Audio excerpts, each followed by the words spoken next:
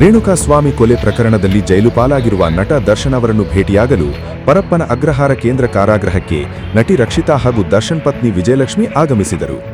ಇಬ್ಬರು ಪ್ರತ್ಯೇಕವಾಗಿ ಜೈಲಿಗೆ ಬಂದು ದರ್ಶನ್ ಅವರನ್ನು ಭೇಟಿ ಮಾಡಿದರು.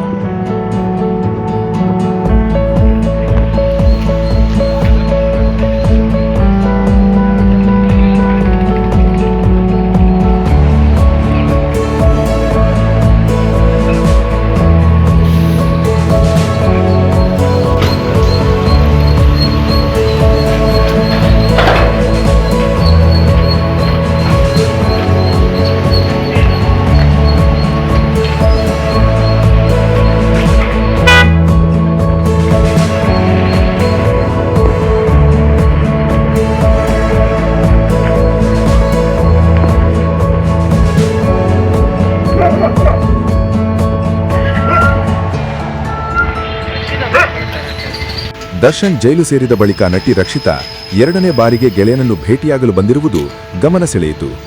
ಪ್ರಕರಣದ ಹಿನ್ನೆಲೆಯಲ್ಲಿ ದರ್ಶನ್ ಅವರನ್ನು ಭೇಟಿ ಮಾಡಿ ಆರೋಗ್ಯ ಹಾಗೂ ಇತರ ವಿಚಾರಗಳ ಬಗ್ಗೆ ಮಾತುಕತೆ ನಡೆಸಿರುವುದಾಗಿ ತಿಳಿದುಬಂದಿದೆ.